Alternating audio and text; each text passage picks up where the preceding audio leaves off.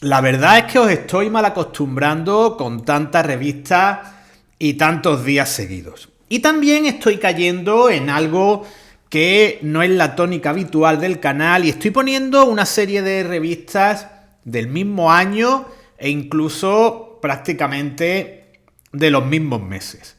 De hecho, como veis, tenéis por aquí un Gigantes número 82, 1 de junio del 87, que se sitúa en medio de las dos revistas que hemos visto más recientemente, número 80 y número 87.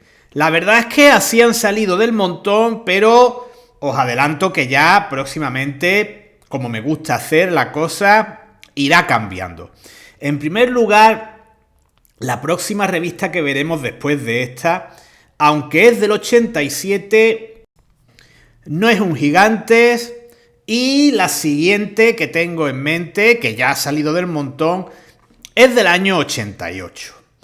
Deciros también que ahora va a tardar más en salir el siguiente ejemplar porque es una revista más larga que los Gigantes y por tanto me requerirá más tiempo la lectura. Siempre que pongo una revista, primero me la leo entera para poder hablar de ella. Y no sé si tras estas dos revistas me dará tiempo a poner alguna más antes de comenzar la lectura de un libro relacionado con los New York Knicks. Un libro del que voy a hablar en el canal y cuando empiece a leer el libro durante ese periodo dejaré de leer revistas por una sencilla razón.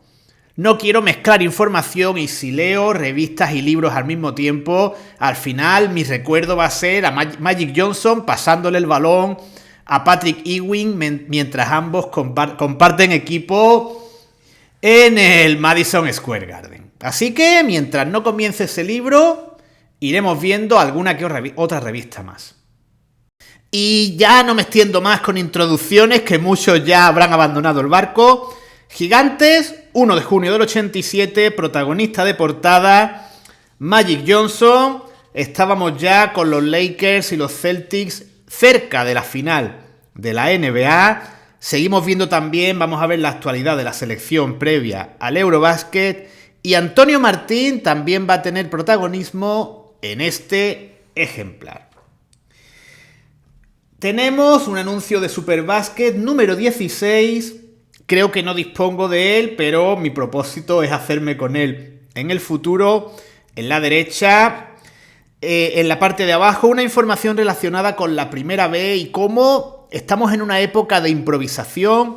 En Primera B los clubs habían decidido rebelarse porque les habían cambiado las condiciones, digamos, del contrato, por así decirlo, a mediados de temporada y había cambiado el número de equipos que subían, que bajaban, número de equipos que iba a tener la competición. Estamos en un baloncesto que quizás tenía mucha prisa. Seguimos con el torneo internacional de Toledo, en el cual la selección española había sido ganadora. Vemos a José María Margal sosteniendo el premio. La verdad es que un bonito trofeo de cerámica. La verdad es que muy bonito. En la izquierda varias fotos de varios de los partidos. Y fijaos, primera jornada, España 110, Italia 87, personales a tutiplén. Me quedo con el titular. Después un España 93 contra un combinado de equipos de jugadores universitarios, de jugadores de equipos universitarios 80. En ese equipo universitario, la verdad, no sé si el Jones que aparece en las estadísticas puede que fuese Shelton Jones. La verdad, no estoy seguro. Quizás ya Shelton Jones estaba en baloncesto profesional. No lo sé, no voy a buscar el dato. Jones es de los pocos nombres que me suenan, aparte de Mike Sanders. El resto de jugadores, así en principio, no me resultan familiares.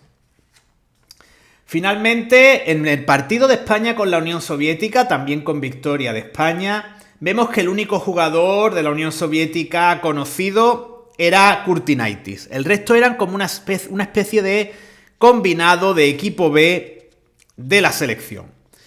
en este torneo de Toledo, celebrado en el Salto del Caballo, conocido nombre del pabellón, hubo muchas incidencias.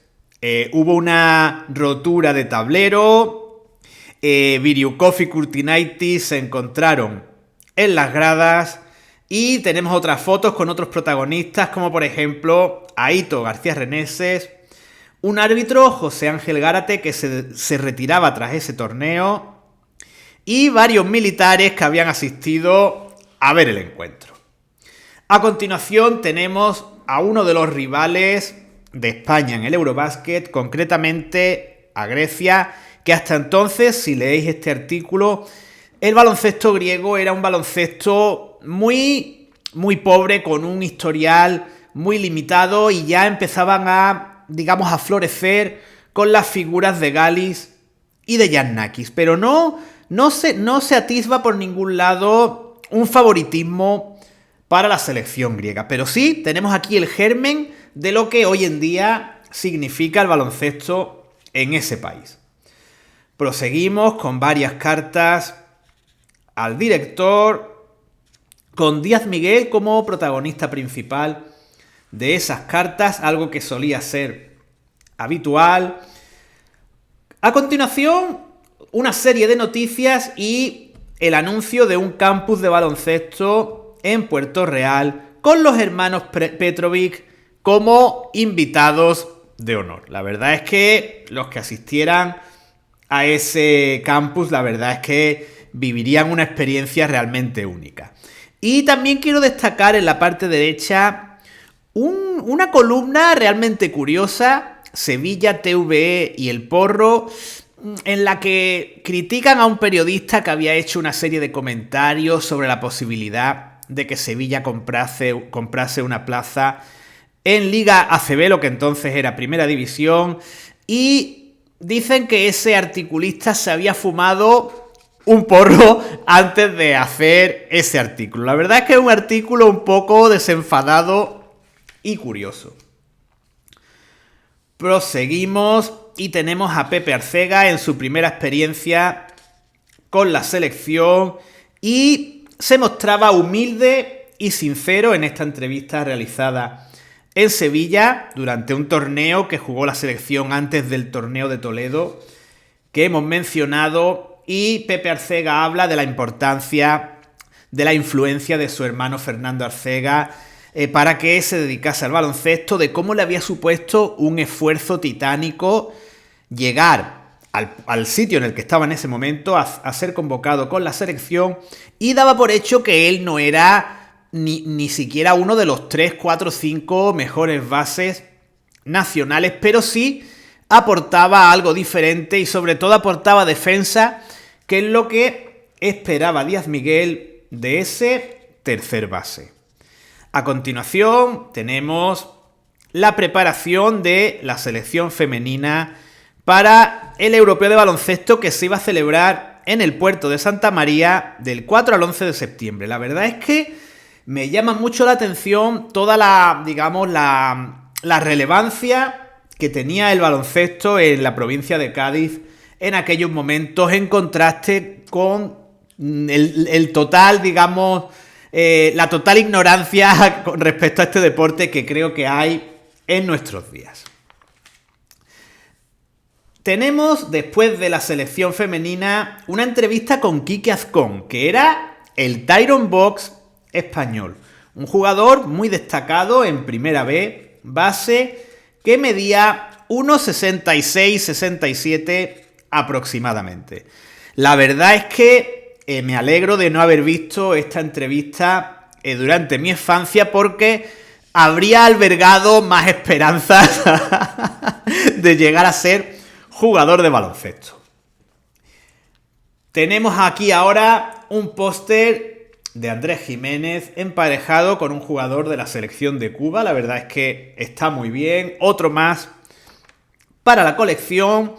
Cuando sean revistas de mi propiedad, llamémoslo así, es decir, de mi colección antigua y no que haya adquirido recientemente, El póster no va a aparecer porque siempre, como buen niño de la época, los arrancaba o bien para pegarlos o bien para coleccionarlos y tenerlos agrupados. De todas maneras, siempre que me sea posible, intentaré buscar el póster que corresponda a cada revista. Tras el póster, los destacados de Primera B, que como veis la Primera B tenía un gran nivel con jugadores como Villalobos o Easy Hollis, entre muchos otros. Tenéis aquí abajo a la derecha una especie de equipo ideal. La verdad es que con mucho alero, mucho pivot y bases españoles, por supuesto, entre los que están el antes mencionado Azcón. Después de Primera B tenemos una polémica realmente turbia en torno a Antonio Martín. Da la sensación de que alguien malintencionado envió una carta a la NCAA para informar de que Antonio Martín había sido profesional, había cobrado por ello y por tanto no podía seguir jugando. De hecho, nunca llegó a jugar debido a la lesión de ese primer año en la NCAA.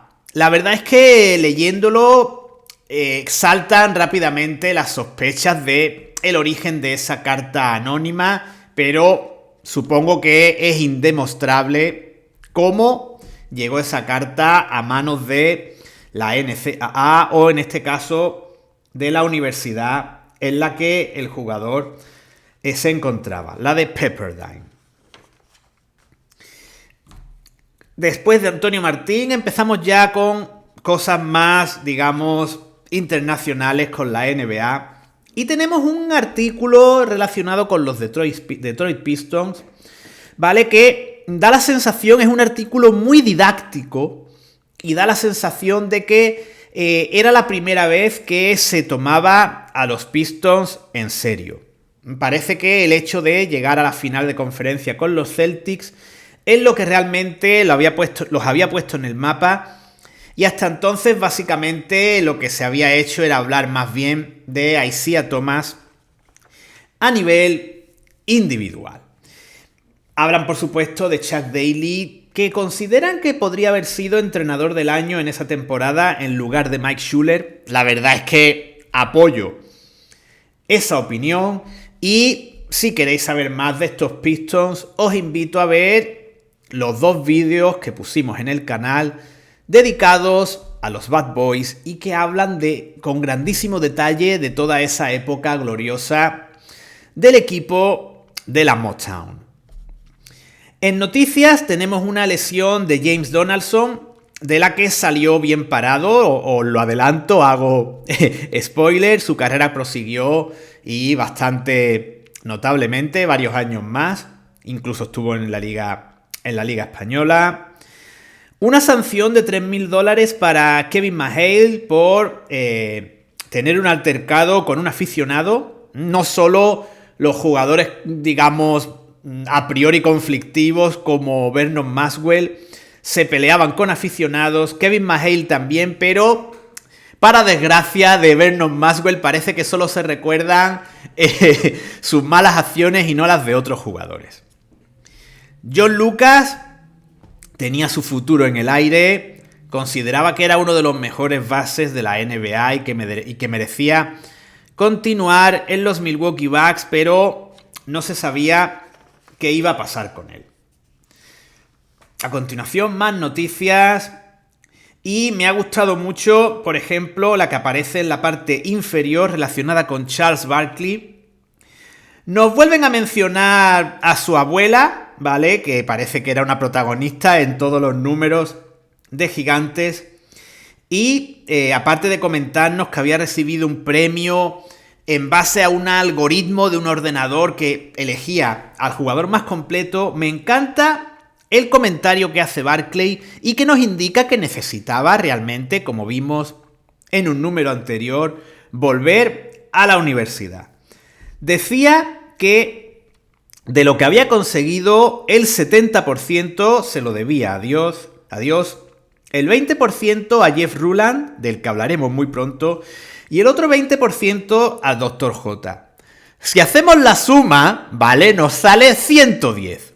Por tanto, Barkley realmente debía volver a la universidad y mejorar las matemáticas.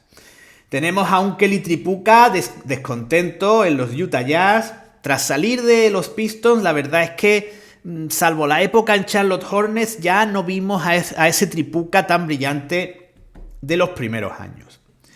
Denny Crum iba a ser entrenador del equipo americano para los Juegos, el equipo norteamericano para los Juegos Panamericanos, y entre los jugadores que formaban ese equipo me quedo con Pervis Ellison, aunque haya estrellas como David Robinson, Danny Manning, etc. Me quedo con Pervis Ellison porque, a pesar de que era un jugador muy joven en ese momento, era jugador de Louisville, por tanto Denny Crum lo tenía en sus filas, y por eso probablemente, aparte de su gran actuación en la final de la NCAA de ese año, Denny Crum decidió llevarse a Pervis Ellison a ese equipo. Tenemos también una noticia trágica: el fallecimiento de un hijo de 15 meses de Marquis Johnson, jugador sobre todo muy destacable en primera mitad de los 80 y por tanto es carne de cañón para un posible vídeo de Grandes Desconocidos. Pasamos página, pasamos otra página más y ya tenemos a Celtics y Lakers con todo a su favor para llegar a la final de la NBA. En este caso, con los Lakers como favoritos en esa hipotética serie a la que se suponía que ambos equipos se aproximaban. Tenemos por un lado a los Boston Celtics, que ya iban 2-0 frente a los Detroit Pistons, no sin dificultades, y por otro lado a unos Lakers que con más facilidad estaban también 2-0 frente a los Seattle Supersonics. La verdad es que estos son los Supersonics que personalmente más me gustan, con Chambers, McDaniel y Dale Ellis. Creo que me gustan más que los de Sean Kemp y Gary Payton, aunque ese equipo fuese más brillante, más exitoso, llegase incluso a la final de la NBA, pero a este le veo algo más de encanto. También creo que merece la pena comentar que Milwaukee era el equipo, digamos, que había estado más cerca de destronar ese año a los Boston Celtics. Habían forzado un séptimo partido en el cual finalmente Boston se hizo con la victoria, pero Milwaukee luchó hasta el último momento. Son esos Bucks de Paul Pressey, Ricky Pierce, Jack Sigma y John Lucas, del que hemos hablado hace un momento. Finalmente ya teníamos la última hora del Detroit-Boston del tercer partido, y en este caso Detroit se había hecho con la victoria y había puesto la serie en un 2-1. Ya aproximándonos al final de la revista, tenemos a Magic Johnson, que había sido elegido MVP, y lo había sido por delante de Michael Jordan, que ya empezaba, digamos, a ser ese jugador pujante que quería todos los títulos, tanto individuales como posteriormente de equipo. Y en tercer lugar había quedado Larry Bird, que dejaba así atrás 3 años consecutivos consiguiendo el MVP. Tenemos por aquí las estadísticas de Magic esa temporada, que habían sido muy brillantes. 23 puntos por partido. Creo que, si no me equivoco, el año o uno de los años en los que su anotación fue más alta, y el resto de números también son, por supuesto, muy destacables, como no podía ser de otra manera. 12,2 asistencias, es decir, entre los 23 puntos y las 12 asistencias estamos hablando de un jugador que, y bueno, si sumamos también, vamos a poner los rebotes que fuesen ofensivos dentro de los que consiguiese, un jugador que en números redondos aportaba unos 50 puntos por partido, si tenemos en cuenta los 23 puntos y los 24 que suponían las asistencias estaríamos en 47 y simplemente con que sus rebotes propiciasen unos 3 puntos por partido ya estaríamos en 50. Es muy importante esto a la hora de valorar a los jugadores. No irnos solamente, por ejemplo, a esos 30 puntos, más de 30 que aportaba Jordan, sino a cuánto suponía globalmente cada jugador. También me parece destacable, tenemos como siempre, cuando hablan de estos premios, el listado de MVPs de todas las temporadas. Y es curioso que hasta 1980 el premio había sido dado por los jugadores y a partir de entonces por la prensa. Seguro que muchos consideran que, por ejemplo, los 3 consecutivos de Larry Bird fueron precisamente por la prensa y a lo mejor los jugadores no se lo habrían dado. La verdad es que no lo sé, pero entonces por la misma razón se podrían poner en duda los 2 consecutivos anteriores de Moses Malone. La verdad es que creo que no habría habido excesiva variación. Y en cuanto a la votación, hay varios nombres que llaman la atención. Tenemos a Lafayette Lever, que ya sabéis, estoy comprometido a hacer un vídeo sobre él próximamente. Se llevó 11 votos. Steve Johnson de Portland se llevó 4. Y Joe Barry Carroll, que fue protagonista de un fantástico vídeo hace poco, consiguió incluso un voto. Finalmente, ya con esto sí ponemos el broche de oro a la revista, tenemos una entrevista a Magic Johnson. Sinceramente es una entrevista con muchos lugares comunes, es decir, multitud de datos que se podrían haber reunido para crear una entrevista sin que la entrevista hubiese tenido lugar. De todos modos, obro con la buena fe que tendría en 1987 al leerla y voy a considerar que la entrevista sí tuvo lugar. Hay una serie de cosas que me hacen dudar. Por ejemplo, vemos a Magic leyendo una revista, pero no se ve la portada. Parece una revista de un formato más grande que Gigantes. Y normalmente los jugadores, cuando concedían la entrevista, mostraban a cámara en una foto dicha entrevista. Y me surge otra duda que no sé si os surge a vosotros también, y es si en la foto de abajo Magic Johnson lleva o no lleva ya puestos los calzoncillos. Probablemente nos quedemos para toda la vida con la duda, a no ser que alguno de vosotros lo tenga 100% claro. En caso de que no lo llevase, la experiencia para ese crío seguramente fue traumática. Y con esto terminamos. Espero que, como siempre, la revista haya sido de vuestro agrado y ahora tardaremos unos días en publicar la siguiente porque ya os digo, es una revista más larga y que va a requerir de más tiempo por mi parte para su lectura. Mientras tanto, probablemente ponga algún vídeo de cromos de NBA o algo parecido para mantener el canal en activo. Como siempre, muchas gracias y hasta pronto.